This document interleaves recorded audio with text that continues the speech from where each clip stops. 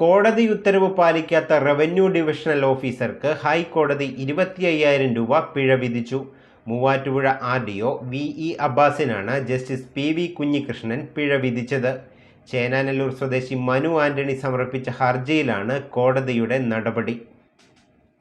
കോടതി ഉത്തരവ് പാലിക്കാത്ത റവന്യൂ ഡിവിഷണൽ ഓഫീസർക്ക് ഹൈക്കോടതി 25,000 രൂപ പിഴ വിധിച്ചു.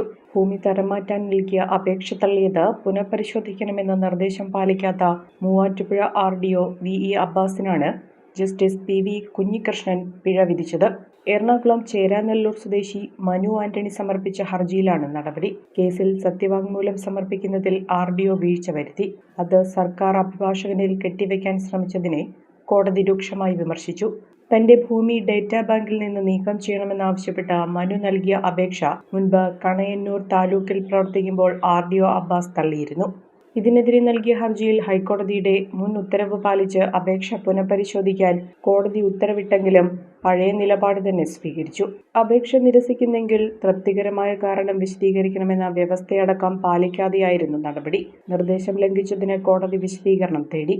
താൻ നൽകിയ സത്യവാങ്മൂലം സർക്കാർ അഭിഭാഷകൻ കോടതിയിൽ ഹാജരാക്കിയില്ലെന്ന വാദമാണ് മാധ്യമങ്ങളിലൂടെ RDO പ്രചരിപ്പിച്ചത്. ഇത് വസ്തുതാവിരുദ്ധമാണെന്ന് കോടതി കണ്ടെത്തി. കാക്കനാട് സബ് കളക്ടറും അപേക്ഷ പരിശോധിച്ച് നിരസിച്ചിരുന്നു. 2 ഉത്തരവുകളും റദ്ദാക്കിയ കോടതി ഹർജിക്കാരന്റെ അപേക്ഷ 2 മാസത്തിനകം പുനഃപരിശോധിക്കാൻ നിർദ്ദേശിച്ച് ഹർജി തീർപ്പാക്കി. പിഴ സംഖ്യ 1 മാസത്തിനകം ഹൈക്കോടതി അഭിഭാഷക അസോസിയേഷന്റെ മെഡിക്കൽ എയ്ഡ് സ്കീമിൽ അടയ്ക്കാൻ RDOയ്ക്ക് കോടതി നിർദ്ദേശം നൽകി. വീഴ്ച വരുത്തിയാൽ ശമ്പളത്തിൽ നിന്ന് തുക ഈടാക്കാനും കൃത്യവിലോപത്തിൽ വകുപ്പ് തല നടപടി സ്വീകരിക്കാനും നിർദ്ദേശിച്ചു. കോടതി വിധിന്യായങ്ങൾ ഉദ്യോഗസ്ഥർക്ക് കൃത്യമായി കൈമാറുന്നുണ്ടെന്ന് ചീഫ് സെക്രട്ടറി ഉറപ്പുവരുത്തണമെന്നും ആവശ്യപ്പെട്ടു.